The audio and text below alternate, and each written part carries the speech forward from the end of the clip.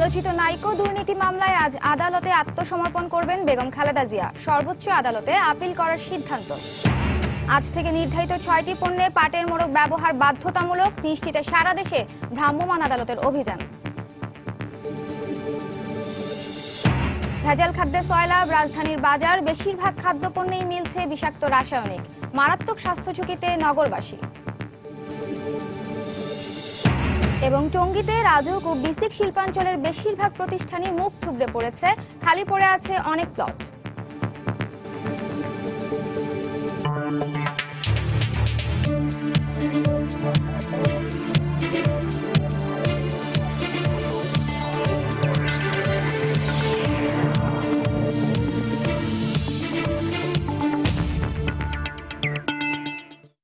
দেখছিলেন শিরোনাম। আমন্ত্রণ জানাচ্ছি দেশ ও দেশের বাইরের অর্থ বাণিজ্যের নানা খবর নিয়ে আমাদের নিয়মিত আয়োজন এ সময়ের বাণিজ্যে। আর আপনাদের সঙ্গে আছি আমি নাজিয়া শাকুর। দর্শক, অর্থ বাণিজ্যের অন্যান্য খবরের সঙ্গে আজ আমরা আলোচনা করব পাটজাত মোড়ক বাধ্যতামূলক ব্যবহার আইন 2010 বাস্তবায়ন ও পাট শিল্প নিয়ে। আর এ নিয়ে কথা বলতে আজ আমাদের স্টুডিওতে উপস্থিত হয়েছেন বস্ত্র ও পাট প্রতিমন্ত্রী মির্জা আজম। জনাব মির্জা আজম, আপনাকে সময় স্টুডিওতে স্বাগত জানাচ্ছি। আপনার সঙ্গে আলোচনায় যাব, তবে তার আগে কিছু খবর দেখে নিচ্ছি। শুরুতেই জাতীয় খবর। উচ্চ আদালতের নির্দেশে নাইকো দুর্নীতি মামলায় আজ বিচারিক আদালতে আত্মসমর্পণ করবেন বিএনপি চেয়ারপারসন বেগম খালেদা জিয়া। বিষয়টি নিশ্চিত করেছেন তার আইনজীবী খন্দকার মাহবুব হোসেন। তিনি জানান, নাইকো দুর্নীতি মামলা চ্যালেঞ্জ করে সর্বোচ্চ আদালতে আপিল করবেন বেগম জিয়া। এদিকে দুদকের আইনজীবী বলছেন, বেগম জিয়ার বিরুদ্ধে অপরাধে প্রাথমিক প্রমাণ রয়েছে। তিনি জানান, বেগম জিয়া জামিন আবেদন করলে হাইকোর্টের নির্দেশ অনুযায়ী জামিনের বিষয়টি বিবেচনা করবেন আদালত। হাইকোর্টের নির্দেশে প্রায় 7 বছর স্থগিত থাকার পর সোমবার বেগম জিয়ার বিরুদ্ধে আলোচিত নাইকো দুর্নীতি মামলার বিচার কাজ শুরু হচ্ছে। এদিন বিএনপি চেয়ারপারসন বেগম খালেদা জিয়া বিচারিক আদালতে আত্মসমর্পণ করে জামিন চাইবেন বলে জানিয়েছেন তার আইনজীবীরা। বেগম জিয়ার আইনজীবী অ্যাডভোকেট খন্দকার মাহবুব হোসেন বলেন, নাইকো দুর্নীতি মামলা বৈধ বলে হাইকোর্ট যে রায় দিয়েছেন তার বিরুদ্ধে সর্বোচ্চ আদালতে আপিল করার সিদ্ধান্ত নিয়েছেন বেগম জিয়া। যেহেতু হাইকোর্ট একটা নির্দেশ দিয়েছেন হাজির হওয়ার জন্য, সে উচ্চ আদালতের নির্দেশের প্রতি শ্রদ্ধা জানিয়ে আমাদের নেত্রী নাইকোর মামলায় হাজিরা দেবেন এবং আশা করি আমরা বিচারে উচ্চ আদালতে বা আমরা যেখানেই বিচার হোক আমরা ন্যায় বিচার পাবো। দুদকের আইনজীবী বলেন, সোমবার বেগম জিয়া আত্মসমর্পণ করলে উচ্চ আদালতের নির্দেশ অনুযায়ী জামিনের বিষয়টি বিবেচনা করবেন আদালত। 2 মাসের মধ্যে সারেন্ডার করতে হবে এবং ওনার বেলটা যেন শ্যাল কনসিডার করা হয়। হাইকোর্ট ডিভিশনের অবজারভেশন যে আছে যে মানে এখানে অপরাধের প্রাথমিক সত্যতা আছে। প্রধানমন্ত্রী থাকাকালে বেগম জিয়া ক্ষমতার অপব্যবহার করে কানাডীয় কোম্পানি নাইকোর সঙ্গে অস্বচ্ছ চুক্তির মাধ্যমে রাষ্ট্রের 13,777 কোটি টাকা ক্ষতির অভিযোগে বিএনপি চেয়ারপারসন সহ 5 জনের বিরুদ্ধে এই মামলাটি করে দুদক। আফজাল হোসেন, সময় সংবাদ, ঢাকা।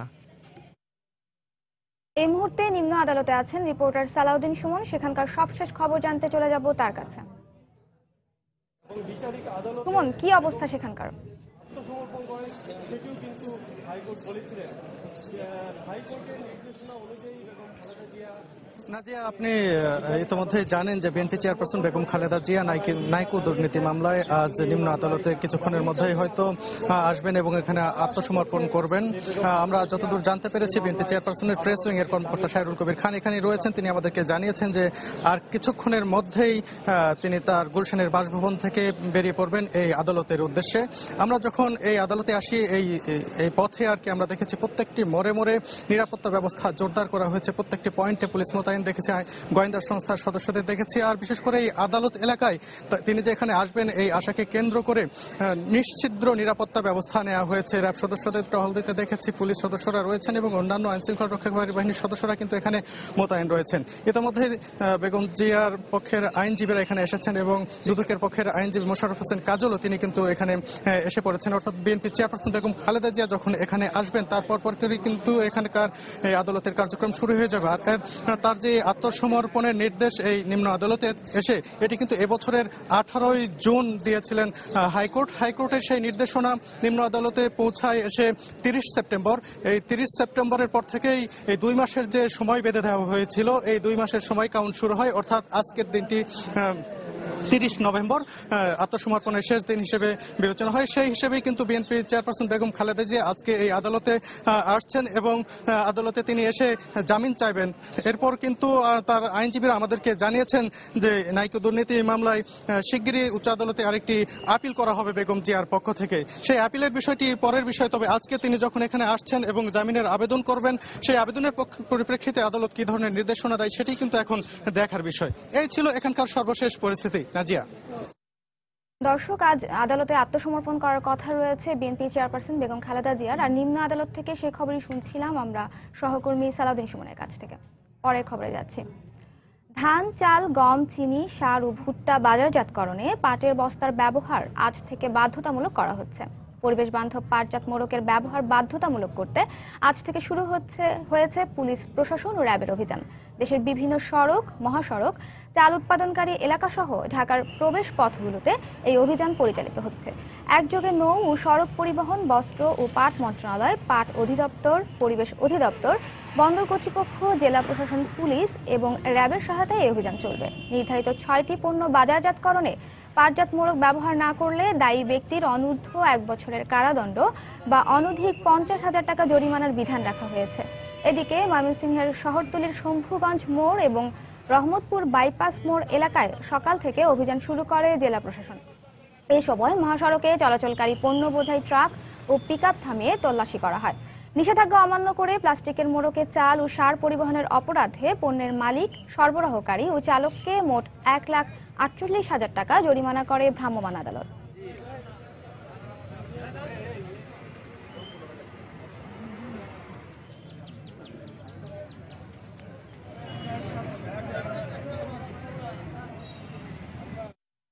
দর্শক, এই মুহূর্তে রাজধানীর গাবতলী এলাকায় রয়েছেন সহকর্মী জোবায়ের ফয়সাল। আমরা এখন অভিযানের সবশেষ খবর জানতে সরাসরি চলে যাচ্ছি তার কাছে।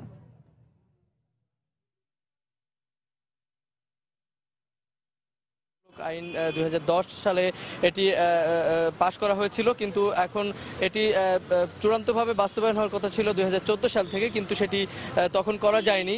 বিভিন্ন ধরনের প্রতিবন্ধকতা ছিল, আমরা ইতিমধ্যে সরকার এবং মন্ত্রণালয় সূত্রে জানতে পেরেছি।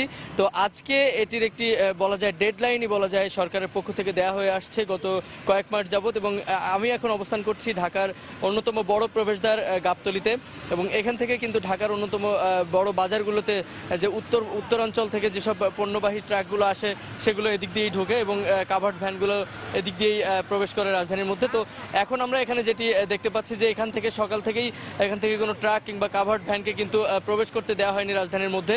এবং ভ্রাম্যমাণ আদালত এখানে ঢাকা জেলা প্রশাসনের পক্ষ থেকে বসানো হয়েছে সকালবেলা, এবং সেখানে তারা কিন্তু প্রত্যেকটি ট্রাক এবং কাভার্ড ভ্যান চেক করে এবং তাদেরকে খোঁজ খবর নিয়ে জেনে তারপরে তারা কিন্তু এখান থেকে ট্রাক বা কাভার্ড ভ্যানগুলো প্রবেশের অনুমতি দিচ্ছেন। তো এখন আমরা দেখতে পাচ্ছি যে এখানে পুলিশ একটি ট্রাক থামিয়েছে এবং এখানে এই ট্রাকে যে প্লাস্টিকের বস্তায় যে পণ্যগুলো রয়েছে, এবং এখানে আমরা দেখতে পাচ্ছি কিছু পণ্য এখানে রয়েছে, এটার মধ্যে ডাল রয়েছে। এই ডালগুলো কিন্তু আপনি জানেন যে অবৈধ পণ্য যেগুলি 6টি পণ্য যেগুলি রয়েছে, চাল, সার, চিনি, ডাল এবং ভুট্টা, গম, এই পণ্যগুলো কিন্তু যেহেতু পরিবহন নিষেধ, এখন আমরা এই ট্রাকে দেখতে পাচ্ছি একটি ডালবাহী ট্রাক। এবং এই সম্পর্কে ভ্রাম্যমাণ আদালত কি ব্যবস্থা নেবেন, আইনে কি আছে সেটা আমরা এখন আপনাদেরকে ভ্রাম্যমাণ আদালতের কাছে যদি একটু নিয়ে যাই। এখানে আমাদের নির্বাহী ম্যাজিস্ট্রেট আছেন ঢাকা জেলা প্রশাসনের পক্ষ থেকে, এখানে ঢাকা জেলা প্রশাসনের নির্বাহী ম্যাজিস্ট্রেট মোহাম্মদ মুশফিকুর রহমান আছেন। আমরা এখন ওনার কাছ থেকে একটু জানতে চাচ্ছি যে অভিযানের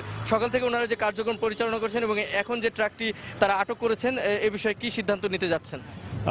আমরা সকাল থেকেই পণ্যের মোড়ক হিসাবে পাটজাত দ্রব্য ইউজ করার যে আইনটা আছে 2010-এর পণ্যে পাটজাত মোড়ক ব্যবহার আইন 2010, ওই আইন অনুসারে আমরা আজকে সকাল থেকে মোবাইল কোর্ট করতেছি। এবং এই ক্ষেত্রে আমরা আইনের যেই ধারা আছে সেই অনুসারে বিভিন্ন রকমের শাস্তি বা জরিমানা দিচ্ছি আর কি। এখন আমার সামনে যেই ট্রাকটা আছে এইটাতে আমরা এখন দেখবো যে আসলে কি আছে, তারপরে আমরা ব্যবস্থা নিব আর কি। আমরা দেখতে পাচ্ছি এই ট্রাকটা আসলে প্লাস্টিকের বস্তায় ডাল ভর্তি করা আছে। তো এক্ষেত্রে আপনাদের যে আইন সেই অনুসারে কি শাস্তিমূলক ব্যবস্থা কি হতে পারে? এটাতে আমরা প্রাথমিক অবস্থায় আমরা জরিমানা করবো আর কি। আপনি দেখছেন যে মূলত পাটের ব্যবহার এবং পাটজাত পণ্যের যে পাট শিল্প রয়েছে সেটিকে প্রচার প্রসারের জন্য সরকারের যে উদ্যোগ সেটি কিন্তু বাস্তবায়নের লক্ষ্যেই আজকে ভ্রাম্যমাণ আদালতের যে অভিযান শুরু হয়েছে 7 দিনব্যাপী সারা দেশে এই সাঁড়াশি অভিযান চলবে এবং এখানে আমরা যে দেখতে পাচ্ছি যে ভ্রাম্যমাণ আদালতের পক্ষ থেকে জরিমানা এবং যে আইনে যে বিধান রয়েছে সে লক্ষ্য তারা বাস্তবায়ন করতে যাচ্ছেন এবং মূল যে বিষয়টি তারা যে জনসচেতনতা তৈরি করতে চাচ্ছেন যে কেন পাট শিল্প ব্যবহার করতে হবে, কারণ এটি দেশীয় পণ্য এবং দেশে উৎপাদিত একটি শিল্প। এটাকে বাঁচানোর জন্য, পাটকলগুলো রক্ষা করার জন্য তারা যে পদক্ষেপ নিচ্ছেন, তো এক্ষেত্রে সবার সচেতনতার জন্য তারা আজকে জরিমানা কিংবা স্বল্প শাস্তির বিধান তারা আমরা দেখতে যাচ্ছি তারা বাস্তবায়ন করতে চাচ্ছেন। আস্তে আস্তে পর্যায়ক্রমে তারা কঠোর শাস্তির দিকে যাবেন বলে আমরা জানতে পেরেছি। তো নাজিয়া, আমার কাছে এই ছিল পাটজাত পণ্য পাটের ব্যাগের যে ব্যবহার বাধ্যতামূলক আইন বাস্তবায়নের ক্ষেত্রে যে ভ্রাম্যমাণ আদালতের যে অভিযান শুরু হয়েছে তার সবশেষ খবরাখবর। দর্শক, পাটজাত মোড়ক ব্যবহার বাধ্যতামূলক আইন বাস্তবায়নের অংশ হিসেবে চালানো অভিযানের খবর আমরা জানছিলাম সহকর্মী জুবাইর ফয়সালের কাছ থেকে। দর্শক, আমরা আগেই জানিয়েছি আজ আমরা আলোচনা করব পাটজাত মোড়ক বাধ্যতামূলক ব্যবহার আইন 2010 বাস্তবায়ন ও পাট শিল্প নিয়ে। এবারে এ বিষয়ে বিস্তারিত জানতে চলে যাচ্ছি বস্ত্র ও পাট প্রতিমন্ত্রী মির্জা আজমের কাছে। মির্জা আজম, আমরা দেখছিলাম আসলে অভিযান চলছে, তো আপনার কাছ থেকে এই অভিযানের আরেকটু বিস্তারিত জানতে চাই, আসলে এর কার্যকারিতা, এর প্রক্রিয়া কিভাবে আপনারা বাস্তবায়ন করবেন। এই ম্যান্ডেটরি প্যাকেজিং অ্যাক্ট 2010 এই আইনটি করা হয় 2010 সালে, কিন্তু এর কার্যকাল নির্ধারণ করা হয়েছিল আসলে 2014 সালে 1 জানুয়ারি। কিন্তু এর আগে প্রথম যখন আইনটি প্রণয়ন করা হয় সেই সময় যে স্টেক হোল্ডার যারা আছে, রাইস মিলের মালিক কিংবা তারা যারা ব্যবহারকারী, তারা অনুরোধ জানিয়েছিল তাদের কাছে প্রচুর পরিমাণ প্লাস্টিক ব্যাগ জমা আছে, সেগুলো ডিসপোজ অফ করতে কিছু সময় লাগবে। এর জন্যই কিন্তু এই আইনটি বাস্তবায়ন কাল নির্ধারণ করা হয়েছিল 2014 সালের 1 জানুয়ারি। তা আমরা দায়িত্ব এসেছি 2014 সালে 12 জানুয়ারি এবং এরপর থেকে অ্যাওয়ারনেসের জন্য আমরা বেশগুলো পদক্ষেপ নিয়ে প্রায় 6 মাস আমাদের কোটি কোটি টাকা ব্যয় করে পত্রপত্রিকা বিজ্ঞাপন, টেলিভিশনে অ্যাড, তারপরে আমরা বিভিন্ন স্টেক হোল্ডারের সাথে বিভিন্ন সময় আলাপ আলোচনা, পোস্টারিং এবং প্রত্যেক রাইস মিলের কাছে আমাদের মন্ত্রণালয়ের পক্ষ থেকে আমাদের কর্মকর্তারা গিয়ে তাদের সব কিছু বুঝিয়েছে এবং এরপর যখন উদ্যোগ নিয়েছি তখনই তাদের কাছ থেকে বিভিন্ন সময় অজুহাত পেয়েছি যারা এই প্লাস্টিক ব্যাগটা যারা ব্যবহার করে। তারপরে তারা বিভিন্ন সময় টাইম পিছিয়ে নিয়েছে এবং সর্বশেষ মাননীয় প্রধানমন্ত্রী শেখ হাসিনা এই আইনটি করেছিলেন কিন্তু পরিবেশ রক্ষা করার জন্য, এবং পরিবেশ বিষয়ক সর্বোচ্চ পুরস্কার সেই জাতিসংঘ থেকে যখন তিনি চ্যাম্পিয়ন্স অব দি আর্থ আমাদের তিনি এই গৌরব নিয়ে আসলেন আমাদের 16 কোটি মানুষের জন্য, তখন আমরা ভাবলাম যে আমাদের এত সুন্দর একটা আইন পরিবেশ বান্ধব এবং পরিবেশের জন্য অনেক বড় হেল্পফুল, সেই কারণে এই আইন বাস্তবায়নের জন্য প্রধানমন্ত্রীর সঙ্গে আমরা আলোচনা করলাম এবং বললাম যে শুধু এক মন্ত্রণালয়ের উদ্যোগ নিলে কিন্তু এই আইনটি বাস্তবায়ন করা খুবই দুরূহ ব্যাপার।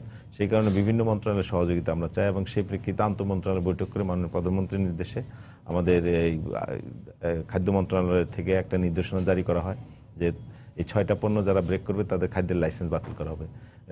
অর্থ মন্ত্রণালয়ের মাধ্যমে বাংলাদেশ ব্যাংক থেকে একটা নির্দেশনা দেওয়া হয় যারা এই 6টা পণ্যের ব্যবসার জন্য ব্যাংক ঋণ নেবে এবং ব্যাংক ঋণ যারা নিয়েছে তারা যদি এই আইনটি ফলো না করে তাহলে তার ব্যাংক ঋণ সীমা বাতিল হয়ে যাবে। বাণিজ্য মন্ত্রণালয় থেকে একইভাবে এই 6টা পণ্যের জন্য যারা রপ্তানি আমদানির সাথে যারা জড়িত তারা যদি আইন ফলো না করে তাহলে সেই এলসি বাতিল হয়ে যাবে। বিভিন্নভাবে বিভিন্ন মন্ত্রণালয় থেকে বাস্তবায়নের ব্যাপারটা নিয়ে আসলে কতখানি আশাবাদী আপনারা? আমরা বাস্তবায়নের ব্যাপারে আমরা 100% আশাবাদী, কারণ এটা পাটটা হলো আমাদের দেশীয় পণ্য। এই পাটের অতীত বিশাল বড় ইতিহাস, বা আমাদের মুক্তিযুদ্ধের সময় যে কয়টি ইস্যু ছিল সেই ইস্যুর মধ্যে কিন্তু পাটটাও ছিল একটা অন্যতম, কারণ আমাদের এই পাট রপ্তানি করে আমরা 88% বৈদেশিক মুদ্রা আমরা আয় করতাম এবং সেই আয়ের টাকাটা পশ্চিম পাকিস্তানে ব্যয় করা হতো উন্নয়নের জন্য, বাংলাদেশ পূর্ব পাকিস্তানে ব্যয় করা হতো না। এটাও কিন্তু আমাদের একটা ইস্যু ছিল। পরবর্তীতে এই পাট 1975-এর 15ই আগস্টের পর জাতীয় এবং আন্তর্জাতিক বিভিন্ন ষড়যন্ত্র চক্রান্তের মাধ্যমে এই পাট শিল্প, পাট চাষিদেরকে ধ্বংস করে দেওয়া হয়েছে। যেমন আপনারা নিশ্চয়ই জানেন 2001 সালে বেগম খালেদা জিয়া যখন প্রধানমন্ত্রী, তখন বাংলাদেশ শুধু না বিশ্বের সর্ববৃহৎ পাটকল হলো আদমজি জুট মিল। সেই আদমজি জুট মিল বন্ধ করে দিয়ে প্রায় 3 লক্ষ বেল পাট পণ্যের যে রপ্তানির আন্তর্জাতিক বাজার সেটা কিন্তু আমরা হারিয়েছি। একই সাথে এই 3 লক্ষ বেল পাটের ভারতের হাতে বাজার তুলে দেওয়ার জন্য ভারতে কিন্তু নতুন 9টি পাটকল স্থাপন করা হয়েছে এবং ওই বিশ্বব্যাংক কিন্তু এই 9টি পাটকল স্থাপনের ব্যাপারে তারা অর্থ সহায়তা দিয়েছে। এখনও সেই পাটের বিরুদ্ধে অনেক ষড়যন্ত্র ছিল, কিন্তু মাননীয় প্রধানমন্ত্রী শেখ হাসিনা 2009 সালে রাষ্ট্রীয় ক্ষমতায় আসার পর এবং নির্বাচনী ইস্তেহার অনুযায়ী তিনি পাট শিল্পের সে অতীত হারানো গৌরব তিনি ফিরিয়ে নিয়ে আসার জন্য প্রতিশ্রুতি দিয়েছিলেন। যার শুরুটা হচ্ছে আসলে এই আইনের বাস্তবায়ন। এই আইনের বাস্তবায়ন যদি আমরা করতে পারি, একদিকে পরিবেশ রক্ষা পাবে আর পাশাপাশি আমাদের যে পাটের হারানো গৌরব, যে পাট চাষি এই পাটের ন্যায্য মূল্য না পেয়ে বাজারে পাটের আগুন জ্বালিয়ে দিয়েছে কিংবা পাটের দড়ি গলায় দড়িতে আত্মহত্যা করেছে, এই ধরনের ঘটনা বাংলাদেশে ঘটবে না। এখন এই পাটের এই ম্যান্ডেটরি প্যাকেজিং অ্যাক্টের উদ্যোগ নেওয়ার পর থেকেই পুরা পাট শিল্পে একটা প্রাণ চাঞ্চল্য ফিরে এসছে। আজকে প্রত্যেকটা জুট মিল আবার নতুন করে চালু হচ্ছে। যে সমস্ত জুট মিলের শ্রমিকরা বাড়িতে ফিরে গিয়েছিল, কেউ মুদি দোকানদারি করছিল, কেউ রিক্সা চালাচ্ছিল, তারা আবার পাটগুলো ফিরে আসছে। জানতে চাচ্ছি সেটা হচ্ছে যে আসলে এই আইনটা বাস্তবায়নের ক্ষেত্রে আপনারা প্রথম যে উদ্যোগটা নিয়েছেন সেটার কার্যকর করার ক্ষেত্রে আসলে ব্যবসায়ীদের আসলে সহযোগিতাটা অনেক বেশি জরুরি। তো ওরা আসলে আপনাদের মানে কি ধরনের মনোভাব দেখিয়েছে? আসলে পাট মানে হলো দেশপ্রেম, পাট মানে হলো দেশাত্মবোধ। এই প্রস্তাবটা যার সঙ্গে কথা বলি সকলেই কিন্তু একযোগে এটা স্বীকার করে মেনে নেয়। কিন্তু যারা ব্যবসায়িকভাবে কিছুটা এর মধ্যে লাভবান হচ্ছিল এই প্লাস্টিক ব্যাগ ব্যবহার করে, বিশেষ করে যেমন প্রত্যেকটা রাইস মিলে সারা বছরের যা প্লাস্টিক ব্যাগ লাগে, প্লাস্টিক ওনার্স অ্যাসোসিয়েশনের পক্ষ থেকে তাদের বিনা পয়সায় কিন্তু তাদের প্লাস্টিক ব্যাগটা সরবরাহ করতো এবং বছর শেষে তাদের কাছে টাকা নিত। তো এখন তো জুট ব্যাগ তো নগদ টাকা দিয়ে জুট ব্যাগ কিনে তারপরে ভরতে হবে, সেই কারণে অনেকে এই আগ্রহটা কম। কিন্তু পাটের পণ্যের প্রতি আগ্রহ কিন্তু সবারই আছে, কিন্তু ব্যবসায়িক স্বার্থে হয়তো অনেকে বিরোধিতা করে, সময় চায়, তালবাহানা, অজুহাতে এগুলো সৃষ্টি করে। তবে এখন আমরা যেভাবে উদ্যোগ নিয়েছি এ থেকে মানে ছাড় পাওয়ার কারো কোনো উপায় নেই। কারণ আমাদের এই পাট শিল্প এবং পরিবেশ দুইটাকে রক্ষা করতে হলে আমাদের এই ম্যান্ডেটরি প্যাকেজিং অ্যাক্ট বাস্তবায়ন করতেই হবে। এবং এই ম্যান্ডেটরি প্যাকেজিং অ্যাক্ট যদি আমরা বাস্তবায়ন করতে পারি, আমাদের বাংলাদেশের অভ্যন্তরে প্রতি বছর প্রায় 4,000 কোটি টাকার কাঁচা পাট আমরা অভ্যন্তরীণভাবে আমরা কনজিউম করতে পারতেছি। তাহলে আমাদের যে পাট শিল্পটা এটা রপ্তানি নির্ভর একটা শিল্প, সেই জায়গা থেকে কিন্তু আমরা বেরিয়ে আসতে পারতেছি। আজকে যদি আমরা অভ্যন্তরীণ চাহিদা বাড়লে তখন আমার জুট মিলগুলো সারা বছর চলবে এবং এই আন্তর্জাতিক বাজার যদি মন্দা হয় তার উপর আমার এই পাট শিল্প কিন্তু আর নির্ভর করছে না। সেই কারণে এবং যদি আন্তর্জাতিক আমরা অভ্যন্তরীণভাবে কনজিউম বেশি করতে পারি, আন্তর্জাতিকভাবে তখন এটার মূল্যটা কিন্তু আমরা আরও ভালো পাবো। এবং আগামীতে আমি নিশ্চিত যে আগামীতে বাংলাদেশে আবার পাটের চাষ বাড়বে এবং পাটের শিল্পের যে গৌরব, সেই গৌরব আমরা ফিরিয়ে আনতে পারবো এবং পাট শিল্প থেকে বহুমুখী ধরনের বিভিন্ন পণ্য আমরা উৎপাদন করে সেগুলো আমরা রপ্তানি করে হাজার হাজার মিলিয়ন ডলার আমরা বৈদেশিক মুদ্রা অর্জন করব। বাজারে এখন আসলে পাটের বস্তার সরবরাহটা কেমন? আমাদের পাটের সরবরাহের জন্য আমরা যে পরিসংখ্যান পেয়েছি সেই পরিসংখ্যান অনুযায়ী আগামী 2 মাসে যে পরিমাণ জুট ব্যাগ প্রয়োজন হবে, সেই 2 মাসের জুট ব্যাগ আমরা মানে স্টক মজুত করার পরেই কিন্তু আমরা এই উদ্যোগ নিয়েছি। আর আরেকটি বিষয় জানতে চাই, সেটা হচ্ছে এটা তো গেল ব্যবসায়ী পর্যায়ে আসলে ব্যবহার, কিন্তু দৈনন্দিন জীবনে আসলে মানুষের ব্যবহারের ক্ষেত্রে আসলে কি উদ্যোগ নিচ্ছেন? আমাদের এখন যেমন আমরা যে উদ্যোগটা নিচ্ছি সেটা হলো আসলে ম্যান্ডেটরি প্যাকেজিং অ্যাক্টের যে বড় ব্যাগে যারা বিশেষ করে বাল্ক অ্যামাউন্ট যারা ব্যবহার করে তাদের প্রতি আমাদের এই আইনটা প্রয়োগ করছি। আসলে এটা 50 কেজি ব্যাগ শুধু না, এটা আপ টু 1 কেজি 2 কেজি ব্যাগেও যারা পাট, ধান, চাল, গম, ভুট্টা ব্যবহার করবে তাদের জন্য কিন্তু বাজারের ব্যাগগুলো যেহেতু এই মুহূর্তে আমাদের বাজারের ব্যাগগুলো এখন পর্যন্ত আমাদের ওইভাবে বাজারে জাত করা হয় নাই, কিছু কিছু হয়তো করা হয়েছে।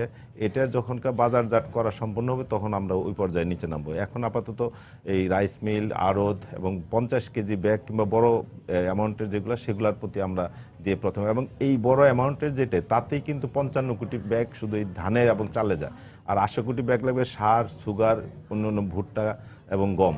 তো সেই কারণে যে আমাদের এই সম্পূর্ণ ব্যবহার যখন বাড়বে তখন এই বাংলাদেশের পাটের যে উৎপাদন সেটাও আমাদের বাড়াতে হবে এবং পাটের যে হারানো ঐতিহ্য সেরে ফিরে আনতে হবে। এবং সর্বোপরিভাবে মাননীয় প্রধানমন্ত্রী তিনি যে পরিবেশের উপর সর্বোচ্চ পুরস্কার যেটা নিয়ে এসছেন সেটার এই পুরস্কারের যে ধারাবাহিকতা বজায় রাখতে হলে আমাদের পরিবেশ রক্ষা করতে আইন বাস্তবায়ন করতে হবে। মাননীয় মন্ত্রী, আপনার সঙ্গে আরো আলোচনা করব, একটা বিরতি নিয়ে আসতে হচ্ছে। দর্শক, পাটজাত মোড়ক বাধ্যতামূলক ব্যবহার আইন ও পাট শিল্প নিয়ে কথা বলছিলাম বস্ত্র ও পাট প্রতিমন্ত্রী মির্জা আজমের সঙ্গে। এর আলোচনার সূত্র ধরে বলতে চাই, আপনি বলছিলেন যে পাটের সুদিন ফিরে আসার কথা, সেক্ষেত্রে পাটের বস্তা এবং ব্যাগ উৎপাদন বাড়লেই কি শুধু আসলে সুদিন ফিরে আসবে বলে আপনি মনে করেন? আমরা তো শুধু পাটের উৎপাদন কিংবা পাটের বস্তা, ছালা, চট আর দড়ি নেই কিন্তু আমরা নাই। আসলে এই পাট থেকে আমরা বহুমুখী বিভিন্ন যে পণ্য আমরা জাতীয় আন্তর্জাতিকভাবে যে সমস্ত বিভিন্ন চীনে বিভিন্ন ডাইভার্সিফাইড প্রোডাক্ট যেসব আমরা সেই সমস্ত তথ্য আমরা নিয়ে আসছি এবং সেই এই পণ্যগুলো কিভাবে কোন মেশিনে তাদের র মেটেরিয়ালস তৈরি করা হয় সেই সমস্ত বিষয়গুলো আমরা নিয়ে আসছি এবং সেই অনুযায়ী আমরা আমাদের 3টি মিলকে আধুনিকায়ন করছি নিজস্ব অর্থায়নে এবং সেগুলো থেকে যে পণ্যটা উৎপাদন করব আমরা সেই পণ্যগুলো আমাদের প্রাইভেট এন্টারপ্রেনার যারা আছে, যারা হস্তশিল্পের মাধ্যমে বিভিন্ন পণ্য তৈরি করে, আমরা তাদের কাছে সুলভ মূল্যে আমরা দিতে চাই এবং তাতে আমাদের কর্মসংস্থান যেমন বাড়বে, পাশাপাশি বাংলাদেশের অভ্যন্তরীণভাবে পাটের পণ্যের ব্যবহার বৃদ্ধি পাবে এবং আন্তর্জাতিকভাবে এর প্রচুর চাহিদা আছে। কারণ এই পাট এবং জুট এই দুইটা 50-50 মিক্স করে কিন্তু যে সুতাতে উৎপাদন হয় সেই সুতা থেকে কিন্তু এখন জিন্স কাপড় তৈরি হচ্ছে, স্যুট পিস, শার্ট পিস, বিভিন্ন মানুষের পরিধানের যত রকম কাপড় চোপড় তৈরি হচ্ছে এবং এই পাটের থেকে কিন্তু আজকে এই রকেট তৈরি হচ্ছে, সেই রকেটের ইন্টেরিয়র যত বোর্ডগুলা সেটা কিন্তু এই পাট পণ্য এবং বড় দামি মূল্যবান যে মার্সিডিজ বেঞ্জ গাড়ি এবং মূল্যবান গাড়ির ভিতরে ইন্টেরিয়র যত সেটা পাট থেকে কিন্তু আজকে তৈরি হচ্ছে। পাট থেকে স্যান্ডেল তৈরি হচ্ছে, পাট থেকে টিন তৈরি হচ্ছে, আমাদের বাংলাদেশের অভ্যন্তরীণ কিন্তু এগুলো তৈরি হচ্ছে। আমরা সেই দিকে আমরা চলে যাচ্ছি এবং পাটের প্রত্যেকটা একটা পাট গাছের সমস্ত কিছু কিন্তু মূল্যবান। কারণ পাটের যে পাটখড়ি, পাটের চাইতে কিন্তু এখন মূল্যবান হচ্ছে, কারণ পাটখড়ি থেকে এখন চারকোল উৎপাদন হচ্ছে এবং সেই চারকোল অত্যন্ত মূল্যবান একটা দ্রব্য এবং যেই চারকোল থেকে আমাদের ফটোস্টেট মেশিনের কালি তৈরি হয় এবং পানি পিউরিফায়ারের জন্য ওই চারকোল ব্যবহার হয়।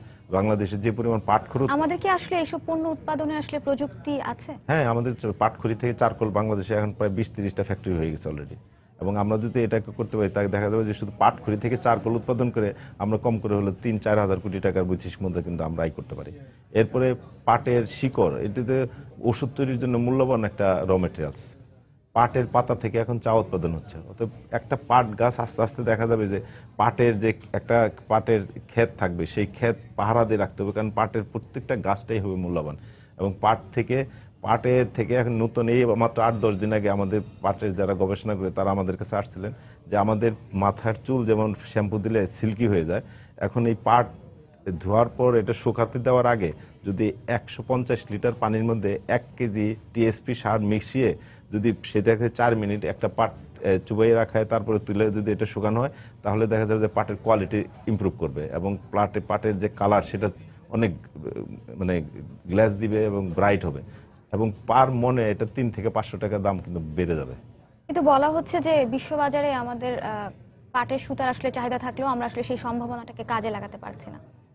আমাদের তো আসলে প্রযুক্তিগত দিকে আমরা অনেক পিছিয়ে আছি বিশ্বের চাইতে। আমাদের চায়নাতে পাট থেকে যে সমস্ত প্রোডাক্ট তৈরি করতে পারছে, আমরা কিন্তু বাংলাদেশ থেকে সেটা পারছি না। এখন আমরা সেই প্রযুক্তিগুলো আমরা আমদানি করতেছি এবং যাতে পাট নিয়ে আমাদের ভবিষ্যতে আরও অনেক পণ্য আমরা তৈরি করতে পারি, কারণ পাটের পণ্যের সারা বিশ্বের কিন্তু চাহিদা, কারণ যেহেতু এটা পরিবেশ বান্ধব আর সারা বিশ্বে এখন আন্দোলন চলছে প্লাস্টিক পলিথিনের বিরুদ্ধে এবং এই যে ন্যাচারাল ফাইবার পাট, এটা যত প্রোডাক্টটি আমরা তৈরি করব সেটাই কিন্তু বিশ্ববাজারে চলে যাবে এবং তার মূল্য থাকবে। কিন্তু সেক্ষেত্রে কি আসলে আপনার মনে হয় যে আসলে আমাদের পণ্য, আমরা দেখছি যে আমাদের এক পরিসংখ্যানে দেখেছি যে প্রতি বছরই হচ্ছে আমাদের আসলে পাটজাত পণ্য আসলে রপ্তানি লক্ষ্যমাত্রা অর্জন করতে পারছে না, এক্ষেত্রে কি আসলে প্রচারণার কোনো অভাব আছে বলে আপনার মনে হয় কিনা?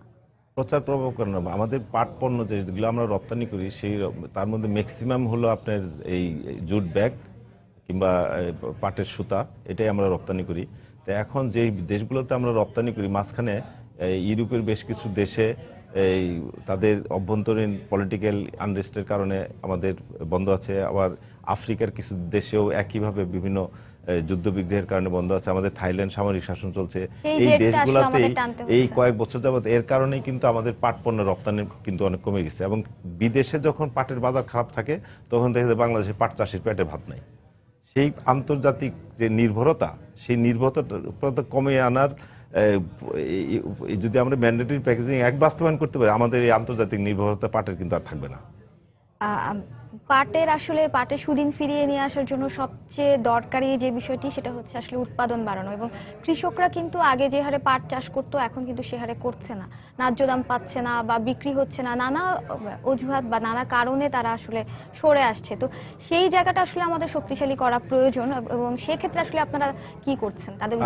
আপনি লক্ষ্য করবেন যে 2009 সালের আগ পর্যন্ত এই বাংলাদেশের অনেক কৃষক ওই দাম না পায় কিন্তু বাজারে পাটে আগুন লাগাই দিছে, কিন্তু 2009 সাল থেকে এই পর্যন্ত এই গত 8 বছর এই ধরনের একটি ঘটনা কিন্তু ঘটে নাই। কারণ পাটের ধান যা উৎপাদন করে, ধানের কিন্তু মূল্য কৃষক না পেয়েও কিন্তু ধান উৎপাদন করে, কিন্তু পাট যা উৎপাদন করে এর মিনিমাম মূল্য কিন্তু সে পাচ্ছে, এর কারণে কৃষক পাট চাষ করছে।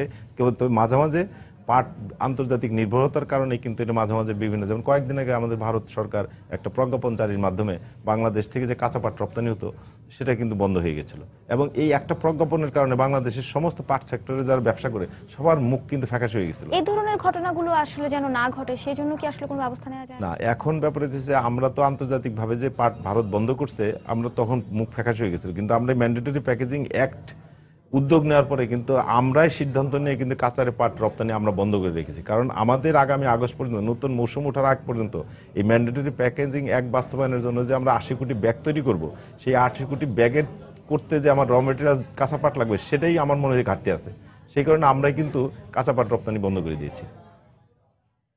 জনাব মির্জা আজম, আমরা আলোচনার একেবারে শেষ পর্যায়ে চলে এসেছি। আপনাকে অনেক ধন্যবাদ আমাদেরকে সময় দেওয়ার জন্য। আপনাকে অনেক ধন্যবাদ। দর্শক, পাটজাত মোড়ক বাধ্যতামূলক ব্যবহার আইন 2010 বাস্তবায়ন ও পাট শিল্প নিয়ে কথা বলছিলাম বস্ত্র ও পাট প্রতিমন্ত্রী মির্জা আজমের সঙ্গে। পরের খবরে যাচ্ছি।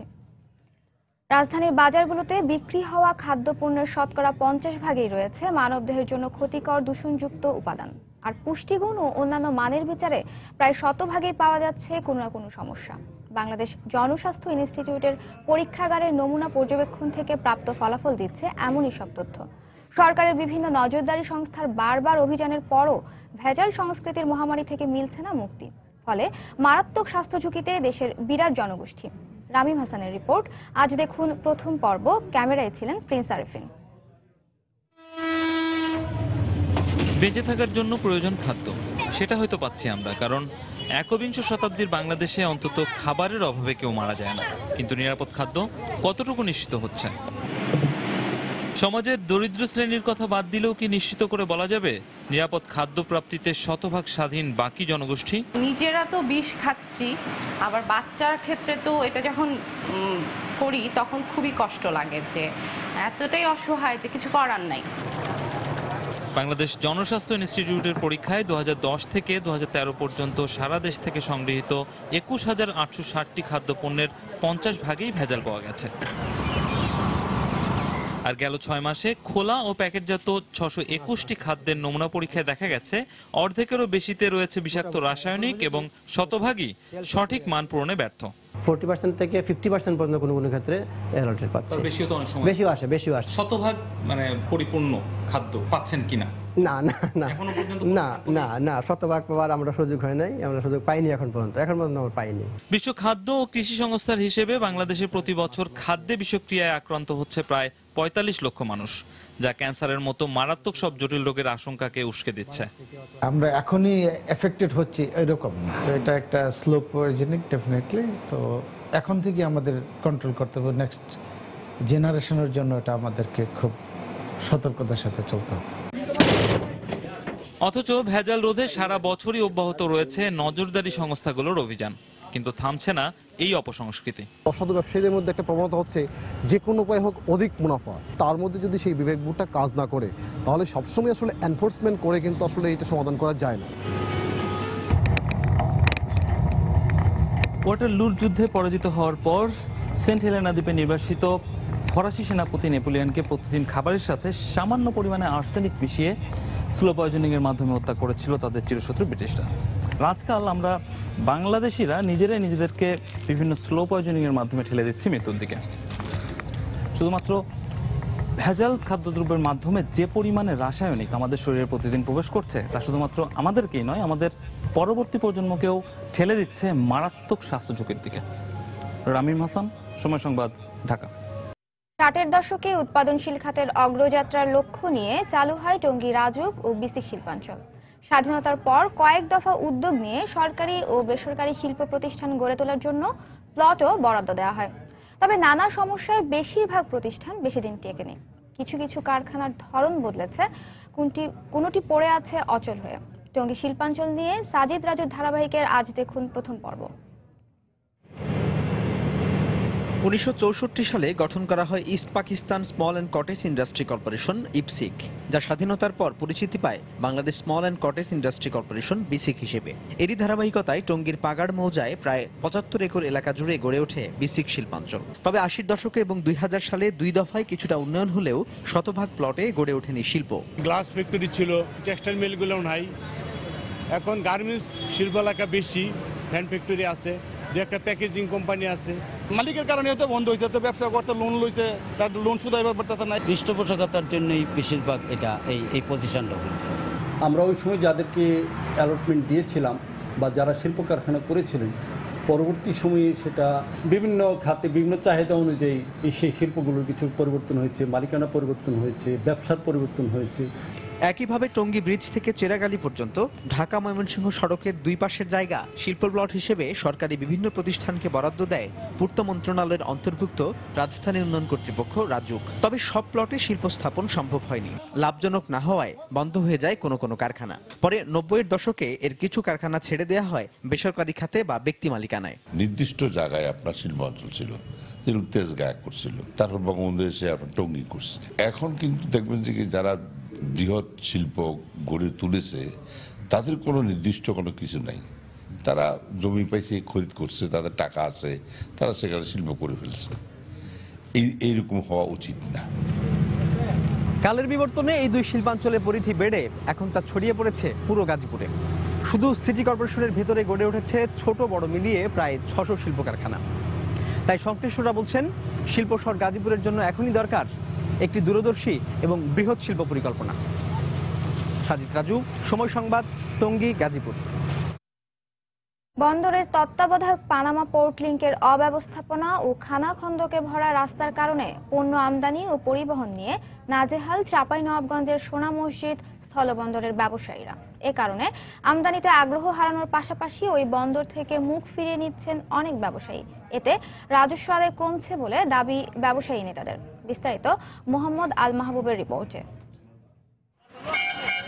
ভারতের সাথে যোগাযোগ ব্যবস্থা ভালো হওয়ায় চাঁপাইনবাবগঞ্জের সোনা মসজিদ স্থলবন্দর জনপ্রিয় হয়ে ওঠে ব্যবসায়ীদের কাছে। 2006 সালে বন্দর পরিচালনার জন্য পানামা পোর্ট লিংক লিমিটেডকে 25 বছরের জন্য লিজ দেয় সরকার। অবকাঠামো নির্মাণ সহ রাস্তাঘাট তৈরিতে সময় দেয়া হয় 4 বছর, কিন্তু প্রায় 10 বছর পেরিয়ে গেলেও এখনো শেষ হয়নি অবকাঠামো উন্নয়নের কাজ। এতে পণ্য আমদানির খরচ বাড়ছে বলে অভিযোগ ব্যবসায়ীদের। পানামার ভিতরে আছে, পানামা সাইড দিয়ে যে রাস্তাটা আছে, এই রাস্তাটা একেবারে অচল। আমরা যত দ্রুত সময় পারি আমরা মালামালগুলো খালাস দিতে চেষ্টা করি, কিন্তু পানামার অবকাঠামোগত উন্নয়ন না থাকার কারণে এগুলো হয়ে ওঠে না। আমাদের দেখা যাচ্ছে 15-20 টাকা প্রতিদিন আমাদের পাথরের উপর বেশি কষ্ট পড়ছে। অন্যদিকে খানাখন্দকে ভরা রাস্তার কারণে বেকায়দায় পড়তে হচ্ছে ট্রাক চালকদের। 5 নম্বর গেট থেকে 0 পর্যন্ত পুরোটাই ভাঙা, কোনো গাড়ি ঘোড়া যেতে পারছে না, অনেক জ্যাম।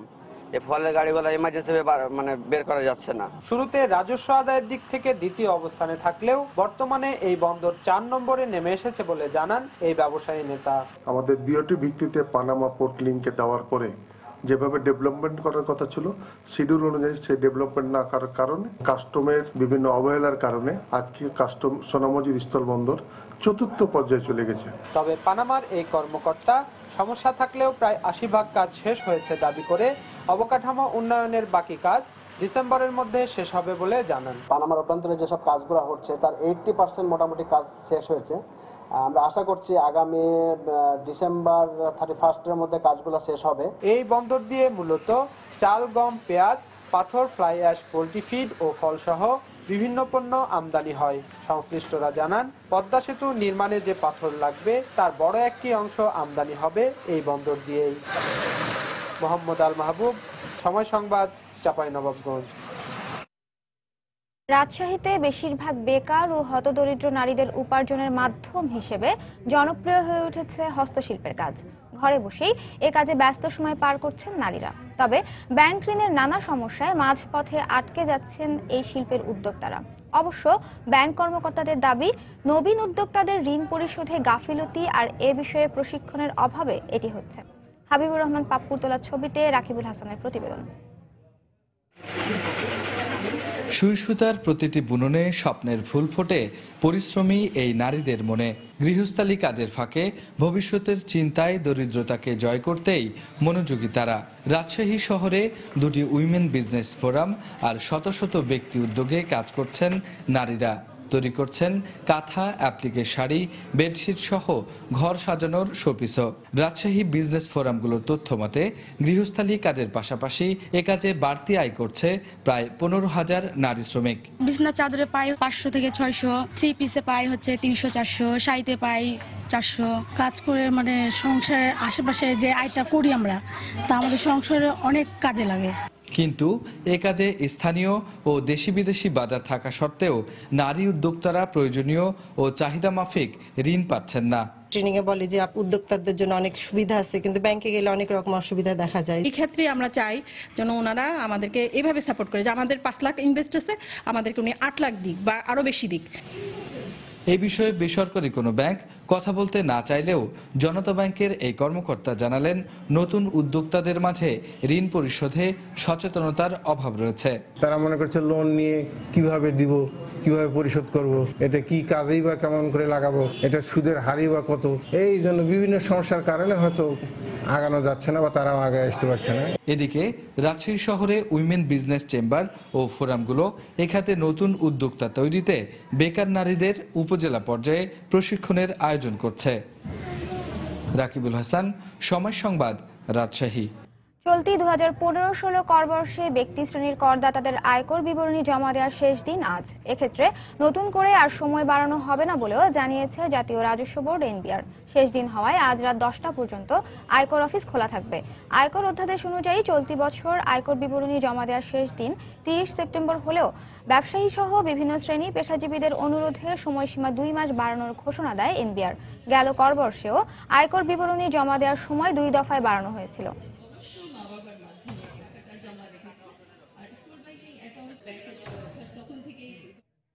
কর ও মূসক আদায়ের ক্ষেত্রে যে কোনো জটিলতা নিরসনে ব্যবসায়ীদের শীর্ষ সংগঠন এফবিসিসিআইয়ের সাথে একযোগে কাজ করার ঘোষণা দিয়েছেন এনবিআর চেয়ারম্যান মোহাম্মদ নজিবুর রহমান।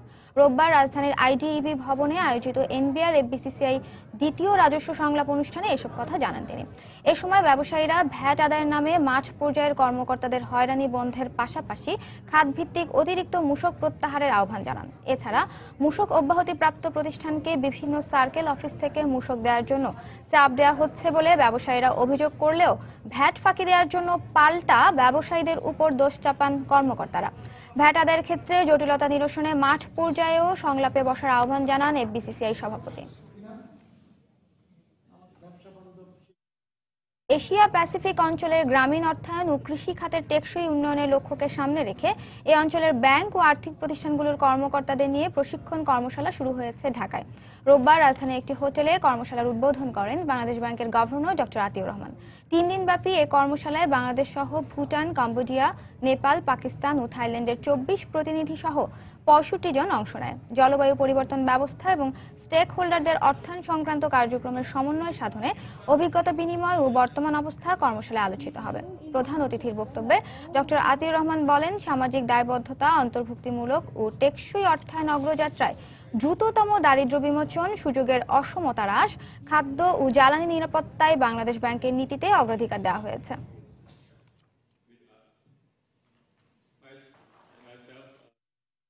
চলতি বছরের প্রথম 9 মাসে মোবাইল ফোন অপারেটর রবির প্রবৃদ্ধি হয়েছে 6.7%। এ সময় প্রতিষ্ঠানটির পরিচালন মুনাফা হয়েছে 36.7%। রোববার গুলশানে রবির কর্পোরেট অফিসে জুলাই থেকে সেপ্টেম্বর পর্যন্ত আর্থিক প্রতিবেদন তুলে ধরতে এক সংবাদ সম্মেলনের আয়োজন করে প্রতিষ্ঠানটি। এতে জানানো হয়, ভয়েস সেবার চেয়ে ডাটা খাত থেকেই রাজস্ব আয় বেড়েছে, সেই সঙ্গে প্রতিষ্ঠানটির গ্রাহক সংখ্যাও বেড়েছে। রাজধানীর বিএএফ শাহীন কলেজে স্কুল ব্যাংকিং কার্যক্রম চালু করল ফার্স্ট সিকিউরিটি ইসলামী ব্যাংক। রোববার এই উপলক্ষে বিএএফ শাহীন কলেজে সেমিনার অনুষ্ঠিত হয়েছে। এতে ইসলামী ব্যাংকের ঊর্ধ্বতন কর্মকর্তারা উপস্থিত ছিলেন। এছাড়াও অনুষ্ঠানে কলেজের শিক্ষার্থীরা উপস্থিত ছিলেন। অনুষ্ঠানে স্কুল ব্যাংকিং বিষয়ে শিক্ষার্থীদের নানা তথ্য দেওয়া হয়।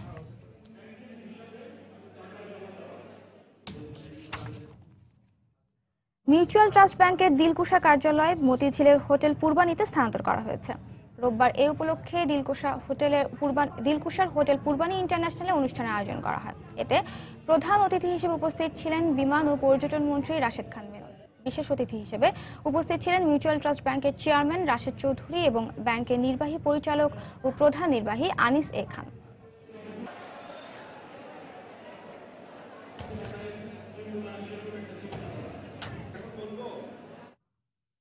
দর্শক, এবারে জানিয়ে দেব ঢাকা স্টক এক্সচেঞ্জের লেনদেন পরিস্থিতি। চলে যাচ্ছি ডিএসসির ওয়েবসাইটে। সপ্তাহের দ্বিতীয় কার্যদিবস আজ আমরা দেখতে পাচ্ছি এই মুহূর্তে সূচকের নেতিবাচক প্রবণতা বিরাজ করছে ডিএসসিতে। যদিও সকাল থেকে সূচকের চাঙাভাবের মধ্য দিয়ে ডিএসসিতে লেনদেন শুরু হয়। ডিএসসি এক্স এই মুহূর্তে 6 পয়েন্ট কমে রয়েছে 4574 পয়েন্ট। সরিয়ে ভিত্তিক প্রতিষ্ঠানগুলোর শেয়ারের সূচক ডিএসসি এস 0.04% পরিবর্তিত হয়ে রয়েছে 1100 পয়েন্টে, এবং ডিএস 30 এখানেও আমরা নেতিবাচক প্রবণতা দেখতে পাচ্ছি, এবং এই মুহূর্তে এখানকার সূচকের অবস্থান 1730। এখন পর্যন্ত ডিএসসিতে লেনদেন হয়েছে 146 কোটি টাকার শেয়ার, এবং লেনদেনে অংশ নেওয়া প্রতিষ্ঠানগুলোর মধ্যে দাম বেড়েছে 97টির, কমেছে 126টির, এবং অপরিবর্তিত রয়েছে 54টি প্রতিষ্ঠানের শেয়ারের দর। দর্শক, এই পর্যায়ে দেখে নেব টপ 20 শেয়ার তালিকায় থাকা প্রতিষ্ঠানগুলোর অবস্থান। টপ 20 শেয়ার তালিকার শুরুতেই রয়েছে আজ বিএসআরএম স্টিল, যার সর্বশেষ দাম আমরা দেখতে পাচ্ছি 94 টাকা 50 পয়সা। টেক্সটাইল রয়েছে, সিমটেক্স ইন্ডাস্ট্রিজ রয়েছে দ্বিতীয় অবস্থানে, যার লাস্ট ট্রেডিং প্রাইস 25 টাকা 20 পয়সা। কাশিম রাইসেল রয়েছে টপ 20 শেয়ার তালিকার তৃতীয় অবস্থানে। প্রতিষ্ঠানটির সর্বশেষ দাম আমরা দেখতে পাচ্ছি 108 টাকা 30 পয়সা, গতকাল ছিল 107 টাকা 30 পয়সা। এমআই সিমেন্ট রয়েছে চতুর্থ অবস্থানে। বিএসআরএম লিমিটেড রয়েছে টপ 20 শেয়ার তালিকার পঞ্চম অবস্থানে, যার সর্বশেষ দাম আমরা দেখতে পাচ্ছি 133 টাকা 60 পয়সা, যা গতকাল ছিল 129 টাকা 70 পয়সা। সামিট পাওয়ার রয়েছে ষষ্ঠ অবস্থানে। সামিট পাওয়ারের লাস্ট ট্রেডিং প্রাইস আমরা দেখতে পাচ্ছি 39 টাকা 90 পয়সা। সর্বোচ্চ দাম উঠেছিল আজ প্রতিষ্ঠানটির 40 টাকা, এবং সর্বনিম্ন 38 টাকা 90 পয়সা। গতকাল প্রতিষ্ঠানটির সর্বশেষ দাম ছিল 39 টাকা 30 পয়সা। কেডিএস অ্যাক্সেসরিজ টপ 20 শেয়ার তালিকার সপ্তম প্রতিষ্ঠান। অষ্টম অবস্থানে রয়েছে ইফাদ অটোস। ইফাদ অটোসের লাস্ট টাইম প্রাইস 107 টাকা, এবং গতকাল প্রতিষ্ঠানটির সর্বশেষ দাম ছিল 105 টাকা 60 পয়সা। স্কয়ার ফার্মাসিউটিক্যালস টপ 20 শেয়ার তালিকায় থাকা নবম প্রতিষ্ঠান, যার সর্বশেষ দাম আমরা দেখতে পাচ্ছি 253 টাকা 10 পয়সা। ট্রাস্ট ব্যাংক দশম অবস্থানে রয়েছে, যার সর্বশেষ দাম 25 টাকা 50 পয়সা। আমন ফিড 11তম অবস্থানে রয়েছে। সিএনএ টেক্সটাইল রয়েছে 12তম অবস্থানে, যার সর্বশেষ দাম আমরা দেখতে পাচ্ছি 12 টাকা 70 পয়সা, যা গতকাল ছিল 12 টাকা 50 পয়সা। ওরিয়েন্ট ফিউশন রয়েছে 13তম অবস্থানে। One bank limited top 20 share তালিকার 14তম অবস্থানে থাকা প্রতিষ্ঠান, যার সর্বশেষ দাম আমরা দেখতে পাচ্ছি 15 টাকা 60 পয়সা। ইমার্ল্ড অয়েল 15তম অবস্থানে রয়েছে। সাইফ পাওয়ার রয়েছে 16তম অবস্থানে। আমরা দেখতে পাচ্ছি টপ 20 শেয়ার তালিকার শেষ দুটি প্রতিষ্ঠান হচ্ছে বঙ্গজ এবং অ্যাটলাস বেঙ্গল, যার সর্বশেষ দাম আমরা দেখতে পাচ্ছি 137 টাকা 10 পয়সা, যা গতকাল ছিল 143 টাকা 30 পয়সা। দর্শক, এই ছিল আমার কাছে থাকা ডিএসসির সর্বশেষ খবর। আবারও জানিয়ে দিচ্ছি এই সময় বাণিজ্যের শিরোনামগুলো। আলোচিত নাইকো দুর্নীতি মামলায় আদালতে আত্মসমর্পণ করতে নিম্ন আদালতে যাচ্ছেন বেগম জিয়া, সর্বোচ্চ আদালতে আপিল করার সিদ্ধান্ত।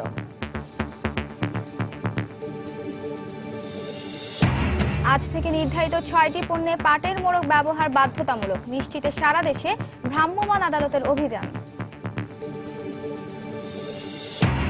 ভেজাল খাদ্যে সয়লাব, রাজধানীর বাজার বেশিরভাগ খাদ্যপণ্যেই মিলছে বিষাক্ত রাসায়নিক, মারাত্মক স্বাস্থ্য ঝুঁকিতে নগরবাসী। এবং টঙ্গীতে রাজুক ও বিসিক শিল্পাঞ্চলের বেশিরভাগ প্রতিষ্ঠানই মুখ থুবড়ে পড়েছে, খালি পড়ে আছে অনেক প্লট। এই ছিল এই সময় বাণিজ্যে। যে কোনো খবর পেতে ভিজিট করুন সময়নিউজ.tv। সঙ্গে থাকুন সময়ের।